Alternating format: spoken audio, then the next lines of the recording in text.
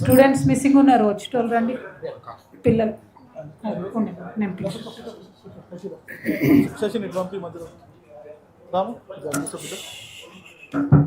రాము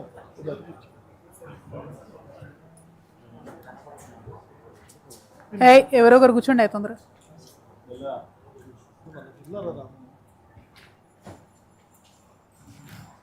వర్షిత్ వాళ్ళు రాలే, ఇంకెవరు ఉన్నారు ఇవాళ? ఇక్కడ వాళ్ళు వర్షిత్, రోహాన్. జై తెలంగాణ. ప్రెస్ మిత్రులందరికీ హృదయపూర్వకంగా నమస్కారాలు. చాలా కొంచెం సమయం కాలాతీతం అయిపోయింది, క్షమించాలి. మేడ్చల్ మల్కాజ్గిరి జిల్లా జాగృతి జనంబాట కార్యక్రమంలో భాగంగా మరి ఉప్పల్ నుండి మా పర్యటన ప్రారంభించినాం. ఉప్పల్, మల్కాజ్గిరి, కుత్బులాపూర్, మేడ్చల్ నియోజకవర్గాలు చేసుకుంటూ ఇవాళ కూకట్పల్లిలో మా పర్యటన సాగుతూ ఉంది. ఇంకా 1, 2, 3 కార్యక్రమాలు ఇంకా ఉన్నాయి. కాకపోతే ముందు మీతో ఇంటరాక్ట్ అయ్యి మేడ్చల్ జిల్లాలో మేము నోటీస్ చేసిన విషయాలు చెప్పాలనుకొని ఇవాళ ఈ మీడియా సమావేశం ఏర్పాటు చేయడం జరిగింది. ప్రధానంగా మనకు మేడ్చల్ కొత్త జిల్లా 2016లో ఏర్పాటు చేస్తే దాదాపు 14 మండలాలతో ఏర్పాటైంది. ఆ తర్వాత 3 చింతలపల్లి సపరేట్గా ఒక మండలం అవడంతో 15 మండలాలతోని మరి ఏర్పాటైంది. ఆ తర్వాత కొంచెం మేడ్చల్ జిల్లాలో కొంచెం ఎల్బీ నగర్, కొంచెం షేర్లింగంపల్లి కూడా కలుస్తుంది. ఔటర్ రింగ్ రోడ్డు మధ్యలో డివైడ్ చేస్తూ 2గా ఉండే ఈ జిల్లాలో ప్రధానంగా హైదరాబాద్కు చాలా దగ్గర ఉంటుంది కాబట్టి ఈ జిల్లా అన్ని తెలంగాణ జిల్లాల దగ్గర నుండి కూడా పెద్ద ఎత్తున మరి వచ్చి అందరు సెటిల్ అవుతూ ఉంటారు. స్టూడెంట్స్ కూర్చోబెట్టుకో, భవనకు ఆ పిల్లని ఇటు కూర్చోబెట్టుకో, చిన్నుని ఇటు కూర్చోబెట్టుకో. ఇంకొక రో వేసుకుంటే అయిపోతుండే. తమ్ముడు ఇక్కడ 2 చైర్లే, లావణ్య గౌండ్ వాళ్ళని కూర్చోబెట్టుకో.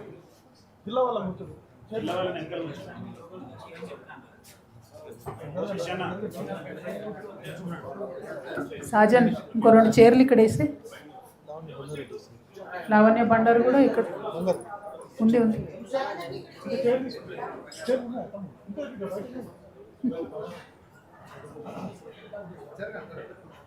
అక్కడే పర్లేదు, అక్కడే. వర్షిత్ ఇక్కడ కూర్చో.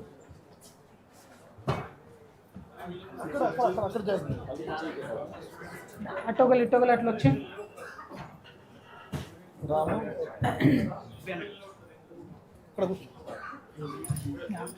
ఏం డిస్టర్బ్ కాదు. అయితే కూర్చొచ్చిన అభిలాష్ తొందరగా పక్కచారు. అయితే ఈ మొత్తం జిల్లాలో కూడా జనసాంద్రత చాలా ఎక్కువ ఉంది. 32 లక్షల మంది దాదాపుగా ఈ జిల్లాలో ఉంటున్నట్టుగా సమాచారం. అంటే ఎప్పుడో 2014లో జరిగినటువంటి సెన్సెస్, 2011లో జరిగినటువంటి సెన్సెస్తో చూసుకుంటే తక్కువ జనాభాలా కనబడ్డా కూడా 2014 మనం చేసిన, అంతకుముందు కేసీఆర్ గారు చేసిన సమగ్ర కుటుంబ సర్వే తర్వాత పెరిగిన జనాభా మొత్తం పోల్చుకుంటే అందాజా ఇప్పుడు 32 లక్షల మంది ఉండొచ్చు ఈ జిల్లాలో అని తెలుస్తున్నది. ఎందుకు ఈ నంబర్ స్పెసిఫిక్గా నేను చెప్తా ఉన్నా అంటే, ఇంత జనసాంద్రత కలిగినటువంటి ఈ జిల్లాలో మేడ్చల్ని సపరేట్ జిల్లా చేసిన తర్వాత అంతకుముందు ఈ ప్రాంతం అంతా కూడా రంగారెడ్డిలో ఉండేది. రంగారెడ్డి కలెక్టరేట్ రావాలంటే అందరికి హైదరాబాద్కి వచ్చేది. హైదరాబాద్కి వస్తున్నారు అని అంటే లక్కడికప్పుల దగ్గర ఉన్న రంగారెడ్డి కలెక్టరేట్కి వచ్చేది. అటు వస్తున్నారు అంటే సిటీలో ఉన్న ఇంకా కొన్ని అవో ఇవో పనులు చేసుకొని వాటితో పాటు మిగతా పనులు చేసుకునేటట్టు ఉండేది. కాకపోతే ఇప్పుడు ఏమైపోయిందంటే కలెక్టరేట్ని మొత్తం తీసుకుపోయి షామీర్పేటలో పెట్టడం జరిగింది. సో షామీర్పేటలో కూడా డైరెక్ట్గా ఔటర్ రింగ్ రోడ్ మీద లేకుండా కొంత లోపలికని పెట్టింది. సో ఈ ఉప్పల్లో, అదేవిధంగా రామాంతపూర్లో, అదేవిధంగా కూకట్పల్లి నుండి పని ఉన్న వాళ్ళు వెళ్ళాలంటే కూడా ట్రాఫిక్ వల్ల, ఔటర్ రింగ్ రోడ్ రష్ వల్ల దాదాపు ఒక రోజంతా పోయే పరిస్థితి ఇప్పటికి కూడా ఉన్నది. అంటే విచిత్రమైన పరిస్థితి అయిపోయింది. మనం జనరల్గా కొత్త జిల్లా ఏర్పాటు చేస్తే కలెక్టరేట్లు దగ్గర తెచ్చుకుంటాం, కానీ ఇది దూరం అయిపోయిన పరిస్థితి అయిపోయింది. ఈ విషయాన్ని చాలామంది కూడా నాకు చెప్పడం జరిగింది. మరి దాన్ని మార్చుకోవడం ఎట్లా అంటే, 2 రెవెన్యూ డివిజన్లు ఉన్నాయి. కలెక్టర్ గారు అట్లీస్ట్ ఆర్డీఓ ఆఫీసులలో ఒక్కొక్క రోజు వచ్చి కూర్చుంటే చాలా సమస్యలు తీరుతాయి అనేటటువంటి ఒక అంశం కూడా కొంతమంది సూచన చేయడం జరిగింది. సరే, అది సాధ్యమవుతుందా కాదా కానీ మంచి సూచన. ప్రజలు స్పష్టంగా పడుతున్నటువంటి ఇబ్బంది గురించి తెలిసింది. ఎందుకంటే ప్రజావాణి పెట్టినా ఇంకోటి పెట్టినా అందరూ కూడా అక్కడ దాకా పోవాల్సి వస్తుంది. కాబట్టి ఆ ఇబ్బంది ఉందని చెప్తున్నారు. అదేవిధంగా ఎంత ఘోరం అంటే హైదరాబాద్ పక్కన ఉన్నటువంటి ఈ జిల్లాలో 32 లక్షల మంది ఉంటే ఒక్కటంటే ఒక్కటి కూడా హాస్పిటల్ మంచిది పెద్దది లేదు. అసలు 100 బెడెడ్ హాస్పిటల్ కూడా లేదు. చాలా సర్ప్రైజ్ అయినా నేను చూసి. 7 పిహెచ్సిలు ఉన్నాయి, చాలా సబ్ సెంటర్స్ ఉన్నాయి, కాకపోతే 100 బెడెడ్ హాస్పిటల్ కూడా లేదు. కనీసం 32 లక్షల మంది హైదరాబాద్ పక్కన ఉన్నారు. మరి ఏంది దీనికి అని అంటే ప్రైవేట్ హాస్పిటల్స్ ఉన్నాయి, ఇప్పుడు కొన్ని ప్రైవేట్ మెడికల్ కాలేజెస్ ఉన్న వాళ్ళ హాస్పిటల్స్ ఉన్నాయి. అవి తప్పితే మళ్ళీ మొత్తం అందరూ కూడా ప్రైవేట్కి పోవాల్సిందే. సిజేరియన్ అయితే ఎక్కడి వాళ్ళైనా గాంధీకి రిఫర్ చేస్తున్నారు. నిన్న మేము జవహర్ నగర్లో చూసినాం, ఇవాళ ఇప్పుడు కేపీహెచ్బి దగ్గరికి పోయి చూసినాం. ఇక్కడ నుండి గాంధీకి రిఫర్ చేస్తున్నారు. కీసర్లో కూడా అదే పరిస్థితి. అంటే చాలా దూరం, దాదాపుగా 1.5-2 hours ట్రావెల్ చేయాలి ఒక ప్రెగ్నెంట్ లేడీ ఎమర్జెన్సీలో అంటే ప్రాణం పోయే పరిస్థితి ఉన్నది తప్పితే కరెక్ట్ అయితే లేదు. మరి హైదరాబాద్కి పక్కకే ఉన్నది మేడ్చల్, కానీ అన్ని మేడ్చల్లో ఉన్న అన్ని నియోజకవర్గాల్లో హెల్త్ విషయం మాత్రం తీవ్రంగా నెగ్లెక్ట్ కాబడింది. చాలా అన్ఫార్చునేట్ ఇది. గవర్నమెంట్ హాస్పిటల్ అయితే ఒక్కటి కూడా లేదు 100 పడకలు. కాబట్టి మేడ్చల్ జిల్లాకు ప్రత్యేకంగా ఒక్కొక్క నియోజకవర్గం చాలా పెద్దగా ఉంది. అందుకే మేము ఆల్మోస్ట్ ఒక్కొక్క రోజు ఒక్కొక్క నియోజకవర్గం పెట్టుకునే పరిస్థితి వచ్చింది. కుత్బుల్లాపూర్ మార్నింగ్ టు ఈవినింగ్ తిరిగితే కూడా స్ట్రెచ్ సరిపోనంత ఉంది. సో ఎవ్రీ కాన్స్టిట్యున్సీలో మినిమం 100 బెడెడ్ హాస్పిటల్ పెట్టాలని చెప్పి నేను ప్రభుత్వాన్ని డిమాండ్ చేస్తూ ఉన్నాను.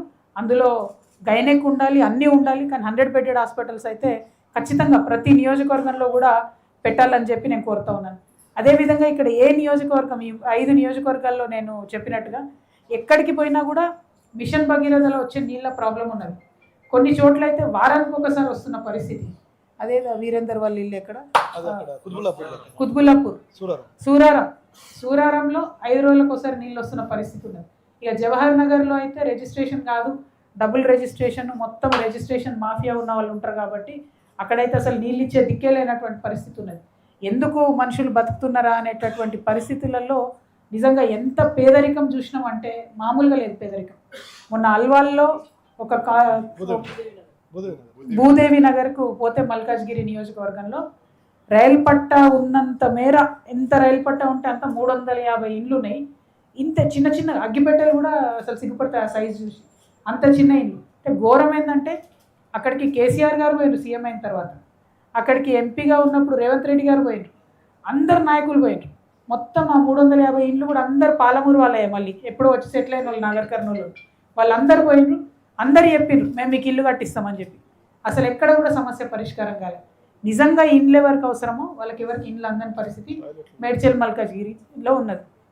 అయితే ఇక్కడ విషయం ఏంటంటే మొత్తం డబుల్ బెడ్రూమ్ ఇండ్లు 5,000, 4,000 ఇట్లా బ్లాకులు కట్టి, ఇవన్నీ అవుట్స్కట్స్ హైదరాబాద్ కాబట్టి జవహర్ నగర్లో కొన్ని, ఇక్కడ కొన్ని, అక్కడ కొన్ని కట్టిన తర్వాత ప్రాబ్లం ఏమైంది, ముషీరాబాద్లో ఉన్న వాళ్ళకు జవహర్ నగర్లు ఇచ్చారు, అక్కడెక్కడనో సికింద్రాబాద్లో ఉన్న వాళ్ళకి తీసుకుపోయి ఇంకో దగ్గర ఇచ్చారు. సో అన్నీ ఎక్కడెక్కడ వాళ్ళనో తీసుకొచ్చి ఇక్కడ అవుట్స్కట్స్లో ఇస్తే వాళ్ళు ఎవరు కూడా ఇళ్ళలో ఉండలేరు.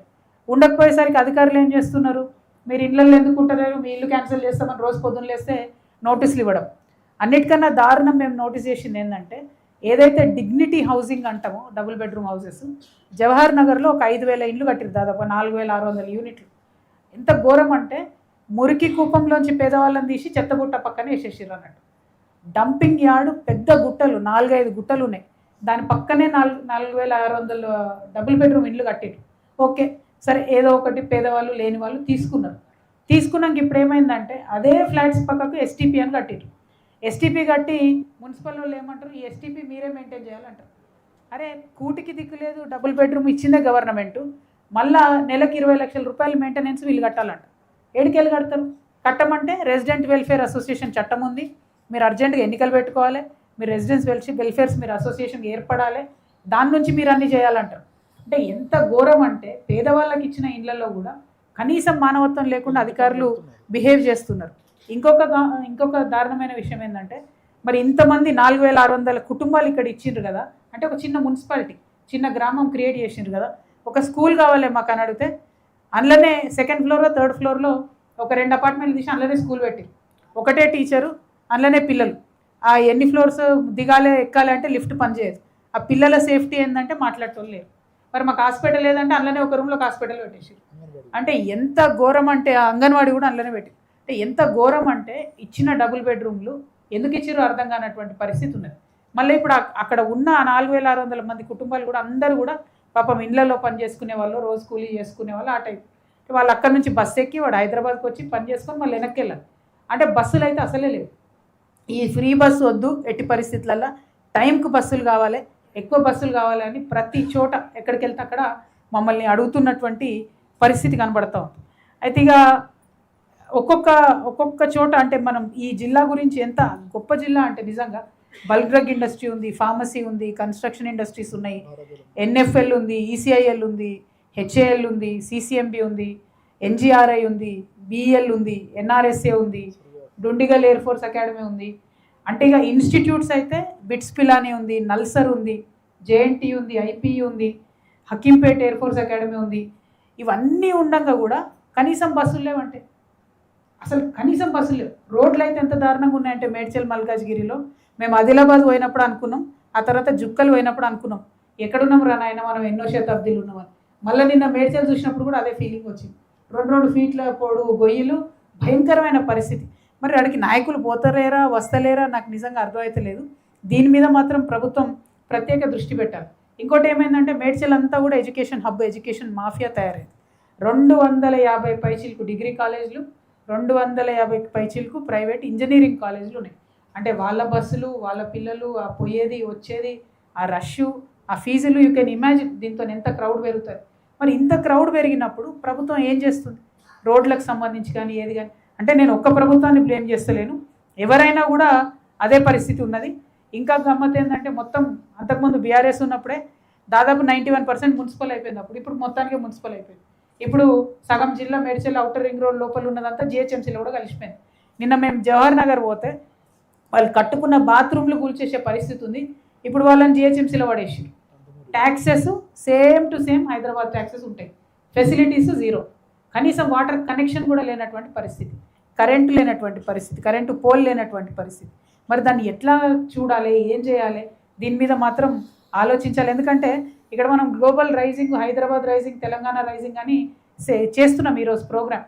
ఆ వచ్చిన ఫారెన్ డెలిగేట్స్ ఒకసారి తీసుకుపోయి ఆ జవహర్ నగర్లో చెత్త డంపియార్డ్ చూపిస్తే, లేకపోతే ఈ జవహర్ నగర్లో ఉన్న ఇండ్లు చూపిస్తే, నిజంగా మల్కాజ్గిరిలో ఉన్న భూదేవి నగర్ కాలనీ, నందమూరి కాలనీ, ఆ కళ్ళకు నీళ్ళు వచ్చేసినాయి మాకు. వెంటనే మేము అక్కడ ఒక 6 బాత్రూమ్స్ కట్టిస్తామని ప్రామిస్ చేసినాం. ఆ వర్క్ కూడా ఇవ్వాలన్నా రేపు స్టార్ట్ అవుతుంది. మున్సిపాలిటీ వాళ్ళకి ఫోన్ చేసి లొలిపెట్టి కనీసం నీళ్ళన్నా ఇవ్వండి అంటే ట్యాంకర్లు నిన్నటి నుంచి పంపిస్తున్నారు. అంటే ఎంత దారుణం అంటే వాటర్కి, కరెంటుకి హైదరాబాద్లో ఉండి ఇంత భయంకరమైన పరిస్థితి ఉంది. అంటే అది హెల్త్ అంతే ఉంది, ఎడ్యుకేషన్ అంతే ఉంది, జాబ్స్ అయితే ఇక చెప్పాల్సిన అవసరమే లేదు. పర్టికులర్లీ ఎడ్యుకేషన్, గవర్నమెంట్ స్కూల్ అనేది లేదు ఎక్కడ కూడా, ఒక్కటంటే ఒక గవర్నమెంట్ స్కూల్ కూడా లేదు. ఇవాళ మేము కుకట్పల్లికి పోతే 15 ఏళ్ళ 20 ఏళ్ళ నుంచి వాటర్ వర్క్స్ ల్యాండ్లోనే ఒక స్కూల్ నడుస్తుంది. అది ఆడ నుంచి పక్క బిల్డింగ్ కట్టియండి అంటే స్కూల్కి లేదు, ఎడ్యుకేషన్ డిపార్ట్మెంట్కి లేదని 20 ఏళ్ళ నుంచి ఆడ స్కూల్ కడతలేరు. ఎదురు ఇంకో ల్యాండ్ ఉంది, అక్కడ ఆయన ఎవరో కార్పొరేటరు నేనే కట్టుకుంటా మొత్తం బిల్డింగ్ అంటే అప్పుడు ఒప్పుకున్నారు. కేటీఆర్ గారు కూడా పోయి అప్పుడు ఫౌండేషన్ వేసిండ్రు. ఎందుకు అది ఆగిపోయింది మధ్యలో. ఎందుకు ఆగిందంటే ఏ డిపార్ట్మెంట్కి తెలియదు, ఎందుకంటే ఈ 2 డిపార్ట్మెంట్లు మాట్లాడుకోరు. ఇప్పటి వరకు కూడా అది ఇటు పక్క పడవ పడే ఉంది, ₹1 కోటి అందులో బూడిదైపోయింది. ఇంకో పక్క పిల్లలేమో స్కూల్లో ఆగమాగమైన పరిస్థితులలో వాళ్ళు ఉన్నారు, షెడ్లలో ఉన్నారు. అంటే మొత్తం ఎడ్యుకేషన్ ఇన్ మల్కాజ్గిరి కంప్లీట్ ప్రైవేటీకరణ, హెల్త్ ఇన్ మల్కాజ్గిరి మొత్తం మేడ్చల్ జిల్లా కంప్లీట్ ప్రైవేటీకరణ. అంటే ఎవరిని బతికించడానికి కోసం ఇది చేస్తున్నారు అన్నది నిజంగా కూడా అర్థం కాని విషయం. ఇక మనం ఒక్కొక్క విషయం చెప్పుకుంటూ పోతే చాలా ఉన్నాయి. నేను చాలా తిరిగినాం, చాలా ఒక్కొక్క కాన్స్టిట్యున్సీలో టకటక ఫాస్ట్గా చెప్తాం మీకు లేట్ కాకుండా. కృష్ణాష్టమి రోజు విద్యుత్ ప్రమాదం జరిగింది. దానికి సంబంధించి 5 లక్షల రూపాయలు ఇండ్లకు ఇస్తామన్నారు. మొన్న మా విజిట్ తర్వాత 5 lakh రూపీస్ ఇచ్చిండ్రు ప్రతి ఇంటికి కూడా. కానీ జాబ్ ఇవ్వాలని డిమాండ్ చేస్తూ ఉన్నాము. అదేవిధంగా ఫ్లైఓవర్ నిర్మాణం ఉప్పల్లో అది 8 ఏళ్ళకెళ్ళి సాగుతుంది, ఇంతవరకు కూడా దానికి ముందుకు పోతలేదు. తర్వాత కుర్మనగర్ ఉప్పల్లో ప్రజలు ఎక్కడైతే వద్దంటున్నారో ఎస్టీపీ, అక్కడ సడన్గా తీసుకొచ్చి ఎస్టీపీ పెడుతున్నారు. అక్కడ ప్రజలందరూ కూడా వద్దంటున్నారు. మరి అది పొంగులేటి శ్రీనివాస్ రెడ్డి గారి కంపెనీ అట వర్క్స్ చేసేది, వాళ్ళు ఎవరికి భయపడతలేరు. ఆడవాళ్ళని అందరినీ మొత్తం పోలీస్ వ్యాన్లలో ఎక్కించుకొని ఒక రోజంతా టెర్రరిస్టులను తిప్పినట్టు తిప్పారు. ఎందుకు ఎస్టీపీ వద్దు అక్కడ అని అడిగినందుకు. చాలా దారుణమైన విషయం. పోలీసు వాళ్ళు అంత క్రూరంగా మహిళల పట్ల ఈ మధ్య కాలంలో ప్రవర్తించింది. హైదరాబాద్ నడిబొడ్డున ఉప్పల్లో జరిగింది ఈ సంఘటన. ఆ ఎస్టీపీని వెంటనే ఆపాలని కూడా మేము డిమాండ్ చేస్తూ ఉన్నాం. అట్లనే రైల్వే గేటు ఇక నేరేడ్మెట్లో చూసినాం, చాలా ఘోరమైన ఇబ్బందులు ఉన్నాయి. కానీ 20 ఏండ్లలో 2 సార్లు 3 సార్లు కొబ్బరికాయ కొట్టిరు, కానీ రైల్వే ఫ్లైఓవర్ మాత్రం అక్కడ కట్టలేదు. ఇక ఆ తర్వాత ఇప్పటివరకు నేను చెప్పిన పాలమూరు ప్రజలు ఏదైతే రైల్వే ట్రాక్ పక్కన ఉన్నారో అవి చూసినాం, అది చాలా దారుణంగా ఉంది. వాళ్ళకు మొత్తం పాలమూరు బస్తీ భూదేవి నగర్లో ఉన్న వాళ్ళందరికీ కూడా డబుల్ బెడ్రూమ్లు ఇండ్లు ఇవ్వాలని ప్రత్యేకించి రేవంత్ రెడ్డి గారిని మేము డిమాండ్ చేస్తున్నాం. ఆయన అక్కడికి పోయి ప్రామిస్ చేసి వచ్చారు కాబట్టి ఆయన డిమాండ్ చేస్తూ ఉన్నాం. ఇక ఆ తర్వాత మల్కాజ్గిరిలో బండ చెరువును చూసినాం. ఇక అన్ని చెరువుల్లాగానే అది కూడా కబ్జా. దాంట్లో మిగిలిన కొంత చెరువులో కూడా కంప్లీట్ గుర్రపు డెక్క అది డ్రైనేజ్ అయినట్టు అయిపోయింది. దాంతో ఇబ్బంది అవుతున్న పరిస్థితి ఉన్నది. ఇక ఆ తర్వాత మౌలాలి దర్గా, మనందరం కూడా అసలు హైదరాబాద్కు పేరు ఎట్లా వచ్చిందంటే మౌలాలి దర్గా నుంచి వచ్చింది అని చెప్తారు. ఆయన ఫస్ట్ ఎవరైతే బాబా ఉండేనో ఆయన పేరు మీదనే హైదరాబాద్ వచ్చిందని చెప్తారు. అటువంటి దర్గాలో మొత్తం ఇట్లా చెత్తూడు కింద పడుతున్నది. దానికి కూడా వక్ఫ్ బోర్డ్ చైర్మన్ గారికి మేము మాట్లాడినాం, దయచేసి వచ్చి తొందరగా రిపేర్ చేయండి అని. తొందరలోనే ఉరుసు కూడా ఉన్నదని చెప్పి మరి చైర్మన్ గారు ఇవాళ రేపు వెళ్ళి విజిట్ చేసి చేయాలి. అక్కడ చాలా సమస్యలు ఉన్నాయి, ఖచ్చితంగా మౌలాలి దర్గాకు సంబంధించి టేకప్ చేయాలని చెప్పి వక్ఫ్ బోర్డ్ చైర్మన్ గారిని మేము డిమాండ్ చేస్తూ ఉన్నాం. ఇక ఆ తర్వాత అక్కడి నుంచి మేము కుత్బుల్లాపూర్ పోయినాం. కుత్బుల్లాపూర్కి పోతేనే పరికి చెరువు అనే ఒక చెరువును చూసినాం. 62 ఎకరాల చెరువు జీర్ణం అయిపోయి 20 ఎకరాలకు వచ్చేసింది. ఎమ్మెల్యే గారి అండతోని కబ్జా చేసినారని అక్కడ చుట్టుపక్కల వాళ్ళందరూ చెప్తున్నారు. ఆ కాలనీలు వాళ్ళ అసోసియేషన్లు అందరూ కూడా ఒక వాట్సాప్ గ్రూప్గా ఫామ్ అయ్యి ఇక ఉన్న కాడికన్నా చెరువును రక్షించుకుందామని చెప్పి జాగృతితో పాటు వాళ్ళందరూ ప్రయత్నం చేస్తున్నాం. మరి అట్లనే ఇక బాచ్పల్లి ఫ్లైఓవర్ పనులు భయంకరమైనటువంటి స్లోగా నత్తనడకన సాగుతున్నాయి. తర్వాత మల్లంపేట అనేటటువంటి ప్లేస్కి పోయినాం. అక్కడైతే ఎంత ఘోరం అంటే టైం చూసి అవసరం లేదు ఎవరికి కూడా. సాయంత్రం 6 అయిందంటే కెమికల్ కంపెనీ వాళ్ళు గ్యాస్ ఇస్తారు అన్నట్టు. ఆ వాసన చూస్తే సాయంత్రం 6 అయిందని అర్థమవుతుంది. ఎంత ఘోరమైన స్మెల్ అంటే అది నిజంగా మరి పొల్యూషన్ కంట్రోల్ బోర్డు అనేది ఏం చేస్తుంది అన్నది అర్థం కాని పరిస్థితి. ఆ మల్లంపేట ప్రజల దుస్థితి మాత్రం పొల్యూషన్ కంట్రోల్ బోర్డు పట్టించుకోవాలని చెప్పి నేను డిమాండ్ చేస్తూ ఉన్నాను. ఆ తర్వాత ఇంతకుముందు నేను చెప్పినట్టు చాలా చోట్ల ఇప్పుడు చర్చి గాగిల్లాపూర్, దుండిగల్ ఈ చోట్ల డబుల్ బెడ్రూమ్ ఇండ్లు ఇచ్చిండ్రు. రాజీవ్ గృహకల్ప అక్కడ జవహర్ నగర్లో కూడా.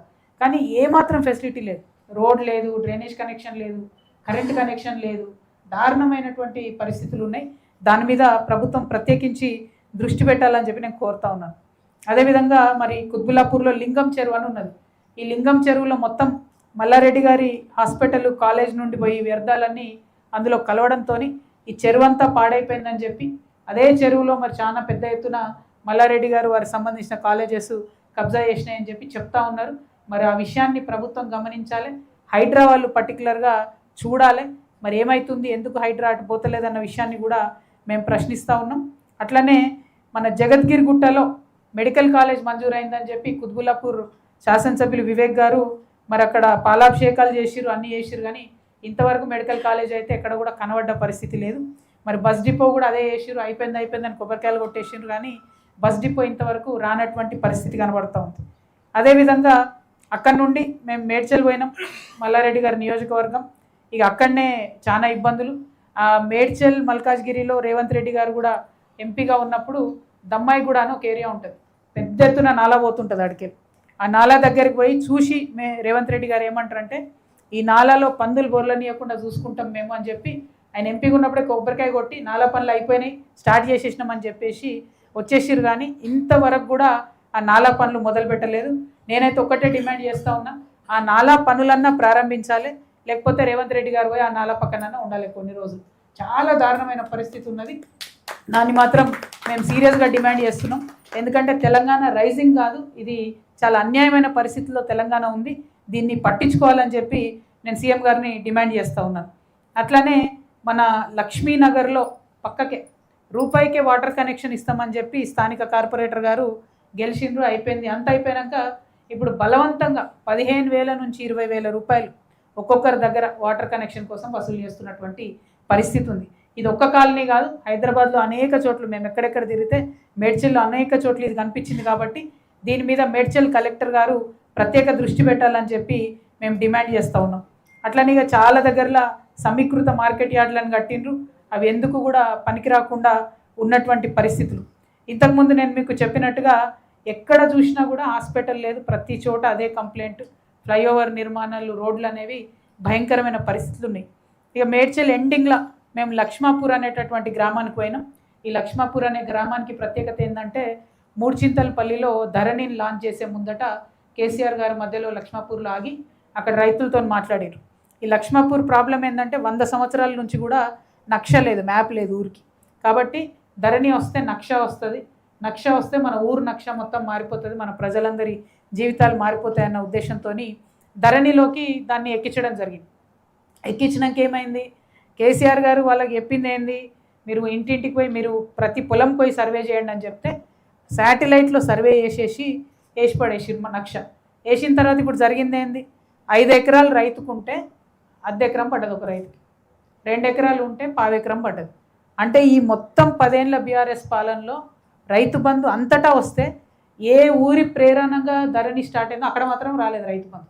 అంటే 5,000 రావాల్సిన వాళ్ళకు 400, లేకపోతే 50,000 రావాల్సిన వాళ్ళకు 200 ఆ టైప్లో వచ్చింది తప్పితే ధరణి ఫలితం కానీ రైతు బంధు ఫలితం కానీ లక్ష్మాపూర్ గ్రామస్తులకు రాలేదు. అయితే అక్కడ ధరణి ఫెయిల్ అయిందని చెప్పడానికి రేవంత్ రెడ్డి గారు పోయి అక్కడనే ధరణి మీద స్టార్ట్ చేసిండు క్యాంపెయిన్. కానీ ఆయన సీఎం అయి 2 ఏళ్ళు అయిన తర్వాత కూడా లక్ష్మాపూర్ ప్రజలు పోయి మాకు రెవెన్యూ ఇష్యూ ఉందని మూడుచింతలపల్లిలో చెప్తే అమ్మో లక్ష్మాపూర మేము పుట్టుకోమని పక్కన పడేస్తున్న పరిస్థితి ఉంది. అంటే లక్ష్మాపూర్ని 2 చీఫ్ మినిస్టర్లు వాడుకున్నారు తప్పితే ఆ ఊరి ప్రజల సమస్యలు మాత్రం తీరలేదు, ఆ రైతుల సమస్యలు తీరలేదు. లక్ష్మాపూర్ రెవెన్యూ సమస్యల్ని తీర్చాలే, దీనికోసం ప్రత్యేక డ్రైవ్ పెట్టాలని కూడా మేడ్చల్ జిల్లా కలెక్టర్ గారిని నేను కోరుతా ఉన్నాను. అదేవిధంగా కండ్లకోయలో ఐటీ కారిడార్ కడతామన్నారు, ఐటీ పార్క్ కడతామన్నారు, అది కట్టకుండానే బంద్ చేసినటువంటి పరిస్థితి. ఇక అవన్నీ అయిపోతే ఇక్కడ మేము కూకట్పల్లికి వచ్చినాం. ఇవాళ కూకట్పల్లిలో ఏంది పరిస్థితి అని అంటే వచ్చుడే మీ దగ్గర కూకట్పల్లి వై జంక్షన్ చాలా పాపులర్. ఆ వై జంక్షన్ దగ్గర మేము ఫస్ట్ ఆగినాం. అక్కడ ఏంది పరిస్థితి అంటే ఈ మొత్తం కూకట్పల్లిలో 2,000 కోట్ల భూములు ఇప్పటివరకే గవర్నమెంట్ అమ్ముకున్నది. కానీ ఒక్కటంటే ఒక్క రూపాయి కూడా కూకట్పల్లి నియోజకవర్గ అభివృద్ధికి మాత్రం ఇవ్వలేదు గవర్నమెంట్. అందులో పర్టికులర్గా ఏంది, ఈ వై జంక్షన్ దగ్గర ఒక 15 ఎకరాల ల్యాండ్ ఉన్నది. సర్వే నంబరు 121 నుంచి 141 వరకు, అట్లనే 146, 47, 151 నుంచి 157 వరకు ఈ సర్వే నంబర్స్ అన్ని కలిపితే ఒక 15 ఎకరాల భూమి ఉంటుంది. దీన్ని వేలం వేద్దామని 2 సార్లు ప్రయత్నం చేస్తే దానికి ఏం రెస్పాన్స్ రాలేదు. కానీ అక్కడ స్థానికులు, కూకట్పల్లి స్థానికులు కోరేది ఏంటంటే ఖచ్చితంగా ఇక్కడ కనీసం ఒక స్టేడియం కట్టండి. మొత్తం ఏషియాలో అతిపెద్ద హౌసింగ్ బోర్డు ఉన్నటువంటి కూకట్పల్లిలో పిల్లలు ఆడుకోవడానికి కానీ పార్క్ కానీ రిక్రియేషన్ కానీ లేనటువంటి పరిస్థితి ఉంది. ఇక్కడ భూములు అమ్ముకొని మీరు ఇంకెవరికో ఇస్తున్నారు కాబట్టి ఇక్కడ ప్రజల సౌకర్యార్థం పార్కు ప్లస్ స్టేడియం కట్టాలని చెప్పి ఇక్కడ ప్రజలు డిమాండ్ చేస్తూ ఉన్నారు. అదేవిధంగా కూకట్పల్లి మెట్రో మాల్ వెనకాల బిఆర్ అంబేద్కర్ పార్క్ వద్ద సర్వే నంబర్ 155లో దాయార్గూడకు చెందిన ఎస్సీలు గుడిసెలు వేసుకొని జీవనం సాగిస్తుండే. వాళ్ళని 1984 నుంచి కూడా ఉన్నారు. కానీ హైడ్రా వాళ్ళు వచ్చి సడన్గా వాళ్ళని బీకేసి ఫెన్సింగ్లు వేసేసారు. ఎందుకు వేసారు అంటే చెప్పరు, ఎందుకంటే పేదవాళ్ళు కాబట్టి దళితులు కాబట్టి పీక్ అవతల పడేస్తారు కానీ మిగతా వాళ్ళలాగా ముట్టుకోరు.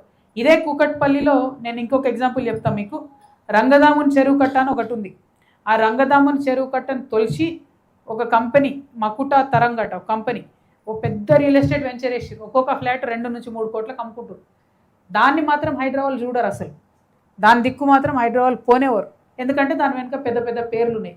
ఇక పేర్లు చెప్తే నన్ను బదనాం చేస్తారు, మళ్ళీ వీళ్ళ పేరు చెప్పింది వాళ్ళ పేరు చెప్పింది అని. కానీ ఆ పేర్లు మకుటా తరంగ అనేది కంపెనీ పేర్లు మీరు తెలుసుకోండి. వాళ్ళని మాత్రం ముట్టుకుంటలేరు. నేను ఆ కంపెనీ ఫోటోతో సహా వెంచర్ ఫోటోతో సహా హైడ్రా కంప్లైంట్ చేస్తాను. హైడ్రా యాక్షన్ తీసుకోకపోతే ఖచ్చితంగా హైడ్రా పెద్దవాళ్ళని ప్రొటెక్ట్ చేస్తుంది అని అనుకోవాల్సి వస్తుంది. ఎందుకంటే లిటరలీ ఆ తూముని తొలిచి రిటైనింగ్ వాల్ కట్టి అందులోకి వెళ్ళి వెంచర్ వేసారు. ఎంత ధైర్యం ఉండాలి వెంచర్ వేయడానికి, చెరువును అట్లా తీసుకోవడానికి. సో డెఫినెట్గా దీని మీద హైడ్రా చర్యలు తీసుకోవాలని చెప్పి నేను కోరుతా ఉన్నాను. అదేవిధంగా మన కూకట్పల్లి వై జంక్షన్లో భయంకరమైన ట్రాఫిక్. మేము ఇలా రాంగా పోంగా ప్రోగ్రామ్ కూడా అర్ధగంట ఆగినాం. ఇక జేఎన్టీ దగ్గర అయితే పరిస్థితి మరీ దారుణం. జేఎన్టీయూ టు ప్రగతి నగర్ పోయేది ఇక ఎట్లయిపోయిందంటే, మేము ఒకప్పుడు బాచ్పల్లి ఇంజనీరింగ్ చేసినప్పుడైతే లారీలు ఎక్కిపోయేది, బస్సు కూడా పోకపోతుండే అటు సైడ్. ఇప్పుడు పరిస్థితి ఏంది అని అంటే అసలు అక్కడి నుంచి మొదలు పెడితే హైటెక్ సిటీ దాకా 1000 వెహికల్లు, 1000 మంది ట్రావెల్, చాలా చాలా ఎక్కువ స్ట్రెస్ ఉంది. పైగా మధ్యలో జేఎన్టీ ఉంది. జేఎన్టీ పిల్లలు కూడా 2-3 ఈ మధ్య యాక్సిడెంట్ అయింది. జేఎన్టీ కాలేజ్కి ఏంటంటే పరిస్థితి అయితే మెట్రో సౌకర్యంగా లేదు, అయితే బస్ స్టాండ్ సౌకర్యంగా లేదు. బస్ స్టాండ్స్ డివైడెడ్ ఉన్నాయి, మెట్రో డివైడెడ్ ఉంది, ఆ పిల్లలు పోలేని పరిస్థితి ఉన్నది. సో ప్రతి ఒక్కరికి కూడా ఇన్కన్వీనియంట్గా జేఎన్టీయూ సర్కిల్ తయారైంది కాబట్టి దాన్ని మంచిగా చేయాలి, అక్కడ అండర్ పాస్ కావాలని చెప్పి ఒక డిమాండ్ ఉంది. దానికోసం మరి ప్రయత్నం చేయవలసిందిగా కోరుతూ ఉన్నాము. అదేవిధంగా ఇక మన పొలిటికల్గా మరి మీ అందరికీ తెలుసు, ఉప్పలు, మల్కాజ్గిరి, కుత్బులాపూరు, మేడ్చలు, కూకట్పల్లి ఈ నియోజకవర్గాలన్నింటిలో కూడా ఎవరు గెలిచిర్రు? మొత్తం బీటీ బ్యాచ్ గెలిచింది. వాళ్ళు గెలవలే, అందులో వేరే పార్టీలలో గెలిచి బీటీ బ్యాచ్ అంటే తెలుసు కదా, బంగారు తెలంగాణ బ్యాచ్ అని అంటారు. యూటీ బ్యాచ్ అంటే ఉద్యమం బ్యాచ్. ఉద్యమం బ్యాచ్ గెలవలే ఎవరు, మొత్తం బీటీ బ్యాచ్ గెలిచిర్రు. గెలిచిన వాళ్ళు అంతా ఇళ్ళకి వచ్చిర్రు అన్నట్టు. ఉప్పల్ నియోజకవర్గంలో మొదలంటే షేర్ సుభాష్ రెడ్డి అన్న, అది మన బేతి సుభాష్ రెడ్డి అన్న గెలిచిండు. కానీ మొన్న కాంగ్రెస్లో గెలిచిన ఉప్పల్ ఆయన కూడా కాంగ్రెస్ మనిషి లక్ష్మారెడ్డి లాస్ట్ మినిట్లో వచ్చి టికెట్ తీసుకొని ఆయన గెలిచి.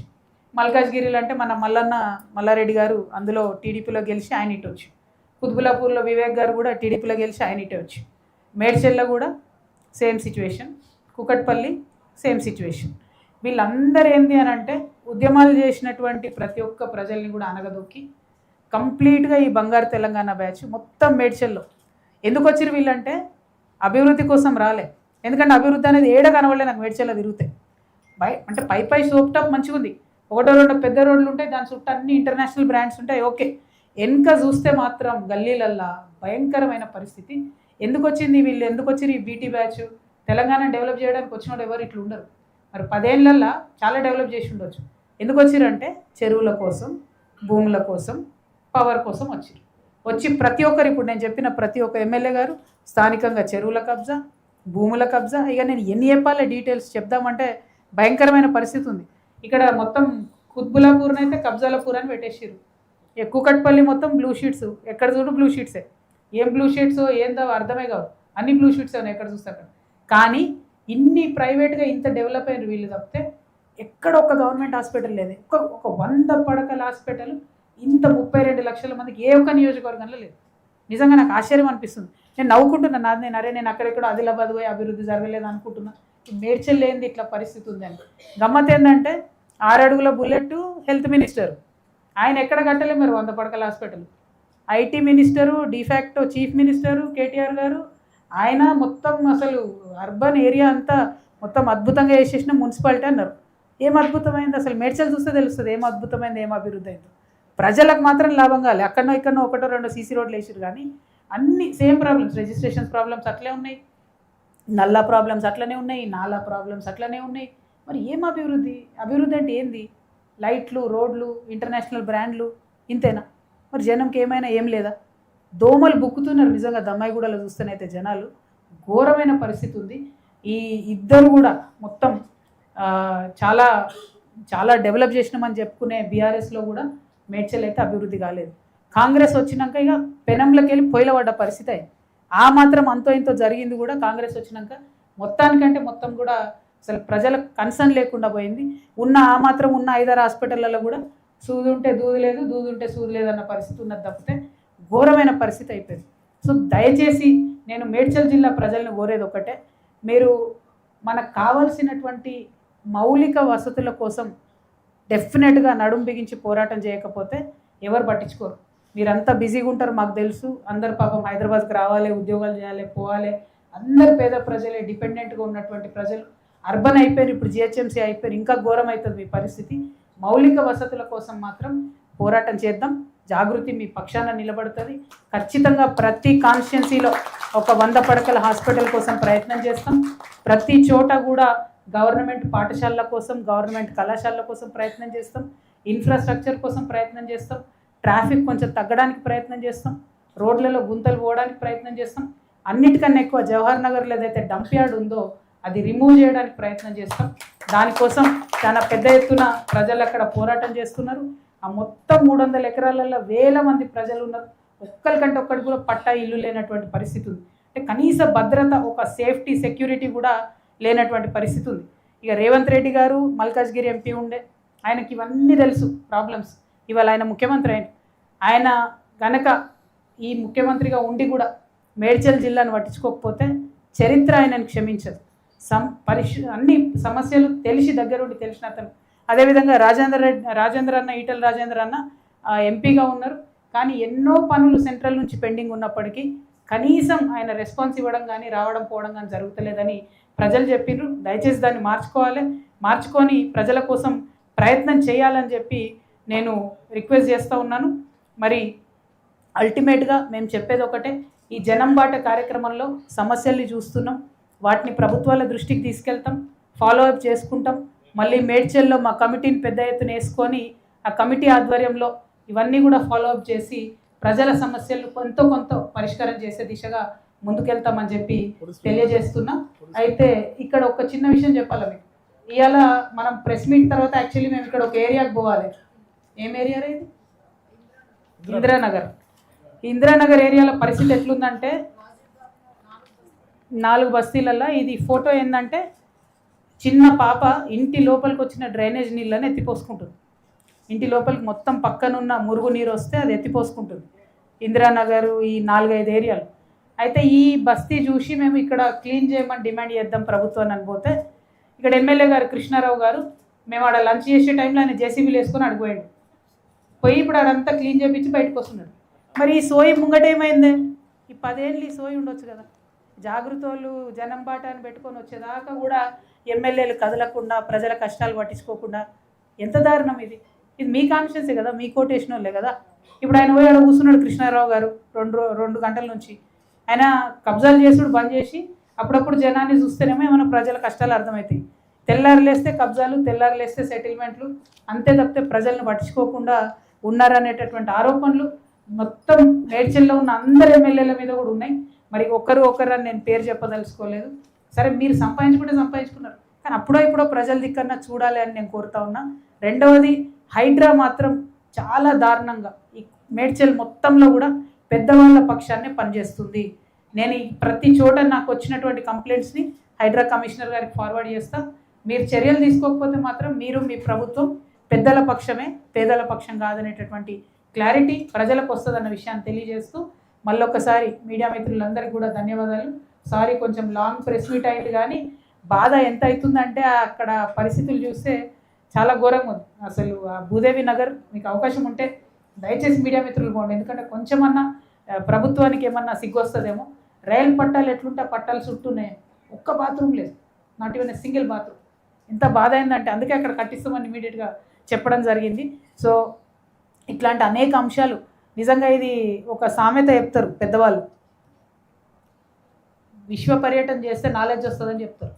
నిజంగా అర్థమవుతున్నాయి ప్రజల కష్టాలేంది, ప్రజల బాధలేంది, ఇంత దారుణమైంది, అది కూడా హైదరాబాద్ పక్కనేంది అన్నటువంటి విషయం ఇంకా పోరాట స్ఫూర్తిని పెంచుతుంది. కాబట్టి ప్రజల కోసం మరింత బలంగా పోరాటం చేస్తామని జాగృతి తరఫున ప్రకటిస్తూ సెలవు తీసుకున్నాము. Thank you. జై తెలంగాణ, జై తెలంగాణ. వీక్ అనిపిస్తుంది, లేట్ అయిందా మరన్నా? మహబూబ్ నగర్ వచ్చారు. ఇది తీసుకో.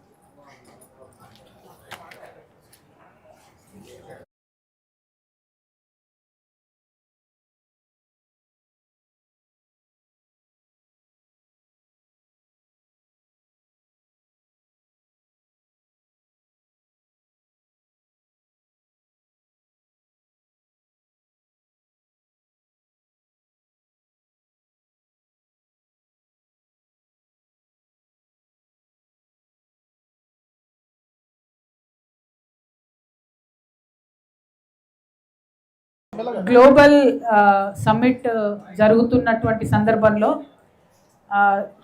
రాష్ట్ర ప్రభుత్వం అన్ని జిల్లా కలెక్టరేట్లో కూడా మరి తెలంగాణ తల్లి బొమ్మను పెట్టమని అడిగిరట. మేము ఇదివరకే తెలంగాణ జాగృతి నుండి ప్రకటించున్నాం, అది తెలంగాణ తల్లి కాదు, కాంగ్రెస్ తల్లి. మా తెలంగాణ ఉద్యమ తల్లి వేరే రకంగా ఉంటుంది.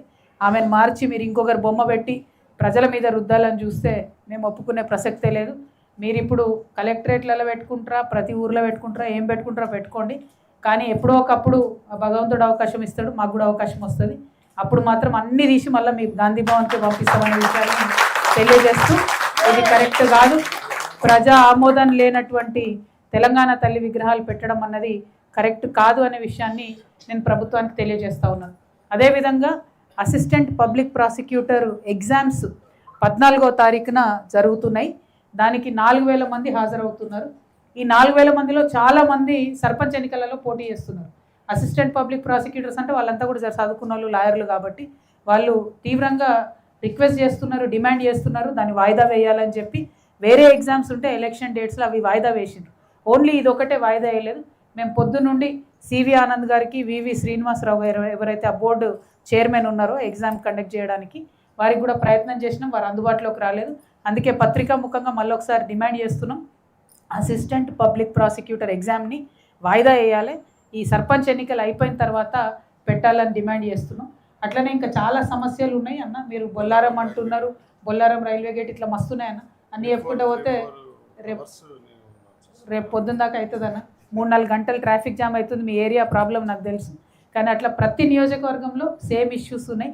వీటన్నిటినీ ఏది వదిలిపెట్టకుండా మాత్రం ఇన్ డీటెయిల్డ్ వర్క్ చేసి ఎంతో కొంత ప్రజలకు రిలీఫ్ వచ్చే విధంగా జాగృతి ప్రయత్నం చేస్తుందని ఈ సందర్భంగా తెలియజేస్తూ థ్యాంక్ యూ. జై తెలంగాణ.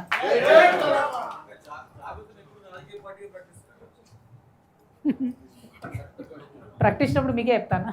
Thank you. ఎప్పుడున్నా ఎవరికి తెలుసు అన్న గ్రేటర్ ఎలక్షన్ చూద్దాంలే అప్పటి వరకు. ఈ జనం బాటలో సమస్యల మీద మాత్రం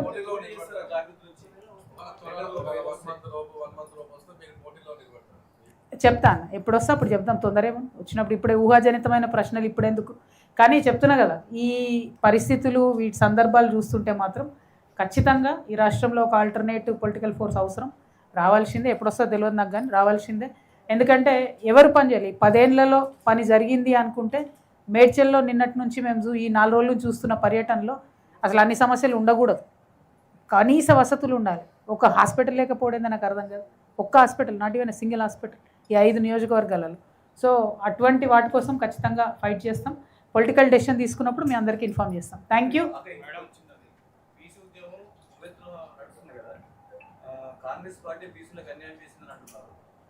ఈ మధ్య మా దగ్గర ఈశ్వరాచార్య దాని మీద మీ కామెంట్. నేను వెళ్ళొచ్చిన బ్రదర్ ఈశ్వరాచారి గారి దగ్గరికి పోయొచ్చిన. తనకు సంబంధించి ఫ్యామిలీకి సంబంధించి డెఫినెట్గా ప్రభుత్వం ఆదుకోవాలన్న డిమాండ్ మేము చేయడం జరిగింది. ఎట్ ద సేమ్ టైం మనకు చేదనుభవాలు ఉన్నాయి తెలంగాణ ఉద్యమం నుంచి. పెద్ద ఎత్తున ఇటువంటి ట్రెండ్ స్టార్ట్ కాకూడదనే ఉద్దేశంతో ఎక్కువ డిస్కషన్ చేస్తలేం మేము. బాధ అందరి గుండెలలో ఉన్నది. కాకపోతే ఒక్కటి మాత్రం నిజం, కాంగ్రెస్ 100% మోసం చేసింది. ఎందుకంటే ఏదైతే రిజర్వేషన్ పర్సెంటేజ్ ఇస్తాం 42 అని చెప్పిండ్రో అది ఇవ్వకుండా ఎన్నికలకే పోయేది లేకుండే. ఏం అర్జెంట్ అవసరం ఉండే ఎన్నికలకు? జయలలిత గారు 9 ఏళ్ళు ఎన్నికలు ఆపిండ్రు కాబట్టే బీసీలకు తమిళనాడులో 69% రిజర్వేషన్ పాసిబుల్ అయింది, బీసీలకు అందరికి కలిపి. మరి ఇక్కడ అర్జెంట్ ఏముండే అని ఎందుకు పెట్టిర్రు అన్నది ఎవరికి అర్థమవుతలేదు. మేము ఫస్ట్ నుంచి అదే డిమాండ్ చేసినాం. ఇప్పటికి కూడా ఈ ఎన్నికలు అనేటటువంటి సరైనవి కాదు. కాంగ్రెస్ పార్టీ బీసీలను మోసం చేసిందనడానికి ఈ ఎన్నికలు ఒక ప్రూఫ్గా తెలుస్తుంది. ఎందుకంటే 21% మాత్రమే వచ్చింది రిజర్వేషన్, అంతకన్నా ఎక్కువ రాలేదు. ఆ వచ్చిన 21% మరి అంతకుముందు కేసీఆర్ గారు 23 ఇచ్చిర్రు అన్నారు, ఇప్పుడు వీళ్ళు 21 ఇచ్చిర్రు. అసలు ఇస్తామన్నది ఎంత? 42. సో అట్లా అల్టిమేట్గా అన్యాయం అయితే బీసీలకు జరిగింది. పార్టీ పరంగా ఇస్తామన్నారు, ఎక్కడ ఇచ్చిండ్రు? ఇప్పుడు గెలిచిన వాళ్ళని లెక్కలు వేసుకొని చెప్తారు అన్నట్టు, మేము ఆడిచ్చినాం ఈడిచ్చినాం ఈడు ఓడిపోయినాడు. కనీసం జాబితా రిలీజ్ చేసినా మీరు? అట్లా కుదురుతుందా? పాసిబుల్ కాదని తెలిసి ఎందుకు మోసం చేయాలి? మరి పంచాయతీ ఎన్నికలలో జాబితా అన్నది ఇంపాసిబుల్. ఎందుకంటే ఒక్కొక్క ఊర్లో ముగ్గురు ఒకటే పార్టీ వాళ్ళు పోటీ పడుతుంటారు. ఎట్లా చెప్తాం ఎవరు గెలిచిండ్రని? సో ఈ అన్ని తెలివితేటలన్నీ ప్రజల మీదనే వాడుతున్నది కాంగ్రెస్ తప్పితే ఇంకోటి లేదు. సో అల్టిమేట్గా బీసీలకు మొదటి ద్రోహి ఎవరంటే బీజేపీ పార్టీ. అక్కడ బిల్లులు 2 ఆపిపెట్టిరు కాబట్టి. రెండవ ద్రోహి ఎవరంటే కాంగ్రెస్ పార్టీ. ఎందుకోసం? అఖిలపక్షం తీసుకెళ్తాం కొట్లాడతాం అన్నారు, ఇంతవరకు ఆ ప్రయత్నం చేయలేదు. ఎన్నికలు పెట్టే అవసరం లేకుండా ఎన్నికలు పెట్టి మళ్ళీ ఒకసారి బీసీలను మోసం చేసిండ్రు కాబట్టి డెఫినెట్గా కాంగ్రెస్ పార్టీ అన్నది అన్యాయం చేసిందని నేను అనుకుంటున్నాను. లోకల్ ఎమ్మెల్యే గారి మీద బండి సంజయ్ గారు రేవంత్ రెడ్డి గారు ఎంపీగా ఉన్నప్పుడు కూడా కబ్జాలు చేస్తారు కృష్ణారావు అని చెప్పేసి కామెంట్ కూడా అన్నారు. ఒక్కటి కూడా ప్రూవ్ చేయాలని ఎమ్మెల్యే గారు చాలాసార్లు ప్రెస్ మీట్ పెట్టారు. అధికార పార్టీ కూడా మరి ఏం చేయలేకపోతుంది, దాని మీద ఏ రకంగా నేను అదే అంటున్నా కదా. ఇప్పుడు ఈ మొత్తం బీటీ బ్యాచ్ అంతా మంచి భజన బ్యాచ్. ఎవరు అధికారంలో ఉంటే వాళ్ళు మంచి సూపర్ భజన చేస్తారు. నిన్న మల్లారెడ్డి సాబ్ ఏం చేసిండు? మొన్నటిదాకా తొడగొట్టిండు. మొన్ననేమో మన్మన్ ఫంక్షన్కి పిలిచి కాలు మొక్కించిండు సీఎం గారిది. కథం క్లోజ్ అక్కడితోని స్టోరీ. సో అంతకుముందు కేసీఆర్ గారు ఉన్నప్పుడు అంతే, ఇప్పుడు రేవంత్ రెడ్డి గారు ఉన్నప్పుడు అంతే. ఎక్కడికక్కడ భజన చేసుకుంటూ ఈ మేడ్చల్లో ఉన్న ప్రజాప్రతినిధులు మాత్రం ప్రజల యొక్క సొమ్మును మంగళారతి పడుతున్నారు. కొన్ని నిరూపించగలుగుతాం, కొన్ని నిరూపించలేము. ఎందుకంటే చాలా తెలివిగా చేస్తున్నారు, పెద్ద మాఫియా లాగా చేస్తున్నారు కాబట్టి అది జరుగుతున్నది. అంటే చాలా డీటెయిల్స్ చెప్తున్నారు మీలాంటి పత్రికా మిత్రులు. అవి ఇప్పుడు పత్రికాముఖంగా చెప్పి మేము ప్రూవ్ చేయలేకపోతే వేస్ట్ అవుతాయి కాబట్టి చెప్తలేము. నాకు ప్రూఫ్ వచ్చింది, నేను చాలా లెటర్లు హైడ్రాకి రాస్తున్నా డైరెక్ట్గా, ఎవరు చెప్తాను కూడా చెప్తలేను. ఎందుకంటే ఇదేదో నేను పేర్లు చెప్పినా కొద్ది కక్షపూరితంగా చేస్తున్నా అన్న భావన కలుగుతుంది. నాకేం కక్ష లేదు ఎవరి మీద, ప్రజలు ఏదో ఒక రోజు బుద్ధి చెప్తారు, అలా డౌట్ లేదు. కాకపోతే ఇంత వీళ్ళు తిన్నా కూడా ఒక హాస్పిటల్ కట్టలేకపోవడం ఏంది నాకు చెప్పండి, మంచినీళ్ళు ఇవ్వలేకపోవడం ఏంది నాకు చెప్పండి. ఎందుకోసం మరి గ్లోబల్ రైజింగ్ సమిట్ ఏడ రైజ్ అవుతుంది తెలంగాణ, ఎందుకోసం పెట్టాలి ఇట్లాంటి సమిట్లు? అంతకుముందు చేసిన వాళ్ళు అంతే, ఇప్పుడు చేసిన వాళ్ళు అంతే. కాబట్టి వాటిని ప్రశ్నిస్తూ ఉన్నాం, అంతేనా? అయిపోయింది. ఇంతకుముందు రాజకీయ అనుభవానికి ప్రస్తుత రాజకీయ అనుభవానికి మనకు తేడా ఉందా మేడం?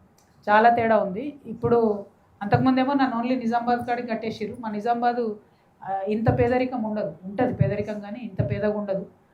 ఇక్కడ హైదరాబాద్లో, మేడ్చల్లో, ఈ ప్రాంతాల్లో చూస్తున్న పేదరికానికి కంపారిజనే లేదు. అంటే ఇక్కడ ఎక్కడెక్కడ నుంచో వలస వచ్చి అన్ని జిల్లాల నుంచి వచ్చిన వాళ్ళు, ఏమాత్రం ఇల్లు లేని వాళ్ళు, గూడు లేని వాళ్ళు భయంకరమైన పరిస్థితిలో ఉంటున్నారు. జనసాంద్రత ఎక్కువ ఉంది, ఫెసిలిటీస్ తక్కువ ఉన్నాయి. సో చాలా కొత్త కొత్త విషయాలు చూస్తున్నాం, అంటే చూడలేనటువంటి బాధాకరమైన విషయాలు కూడా చూస్తున్నాం. డెఫినెట్గా అది నాకు ఒక కొత్త స్పిరిట్ ఇస్తున్నది. సో అంతకుముందు పాలిటిక్స్కి ఇప్పుడు నేను అనుభవిస్తున్నటువంటి ఈ జనం బాటలో నెల రోజుల నుంచి నేను చూస్తున్న దానికి మాత్రం చాలా చాలా తేడా, జమీన్ ఆస్మాన్ కా ఫరక్. Thank you. రాష్ట్ర స్థాయిలోకి ఎప్పుడు వెళ్తారు? రాష్ట్ర స్థాయిలో లేనంటావా నేను? యాక్టివ్గా 100%.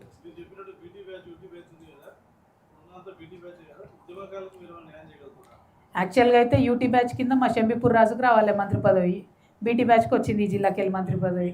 మేము ఒకటే ఏం చేస్తున్నామంటే, మేము 100% ఉద్యమకారుల పక్షాన మేము ఉద్యమం చేస్తున్నాం. ఏదైతే కాంగ్రెస్ గవర్నమెంట్ 250 గజాలు ఇస్తా అని చెప్పిందో దానికోసం ఖచ్చితంగా పోరాటం చేస్తాం, భూ పోరాటాలు చేస్తాం. ఖాళీ గవర్నమెంట్ ల్యాండ్ ఏడుంటాడో పోయి జాగృతి జెండాలు వాతేస్తాం మేము ఉద్యమకారుల పక్షాన. అట్లానే తెలంగాణ ఉద్యమకారులకు సంక్షేమానికి సంబంధించి అనేకమైన సంఘాలు ఉన్నాయి, వాళ్ళందరూ కూడా మాతో టచ్లు ఉన్నారు, మాట్లాడుతున్నారు. డెఫినెట్గా రాజకీయంగా ఎదగాలి, ఆర్థికంగా ఎదగాలి, వాళ్ళు సామాజికంగా గౌరవప్రదమైనటువంటి స్థాయిలో ఉండాలి, ఉద్యమకారులకు ఒక ఐడియల్ రావాలి. ఇటువంటి ఆలోచనలతోనే ముందుకెళ్తున్నామన్న. అంతకుముందు నా పరిధి చిన్నగా ఉండే, నేను చేయలేకపోయినా. అందుకనే ఈ జాగృతి జనం బాట కార్యక్రమం మొదలుపెట్టిన రోజే నేను క్షమాపణలు అడిగి మరీ బయటకు వచ్చాను. ఎందుకంటే ఇంకొంచెం గట్టిగా ప్రయత్నిస్తే ఇంకొంతమందికి న్యాయం జరిగి ఉండేదేమో అని ఒక భావన ఉన్నది, గిల్ట్ ఉంది. కాబట్టి నేను ఆ క్షమాపణ కోరే బయటకు వచ్చినాను. కాబట్టి ఖచ్చితంగా ఉద్యమాలు చేస్తాను, ఉద్యమకారుల పక్షాన చేస్తాము, అమరవీరుల కుటుంబాల పక్షాన కూడా ఉద్యమాలు చేసి నిలబడతాను.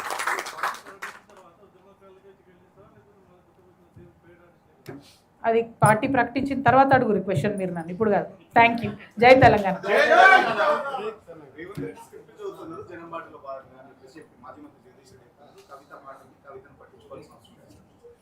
ఏమని ఎక్కడన్నాడో నాకు తెలియదు, నీకే తెలియాలి మరి.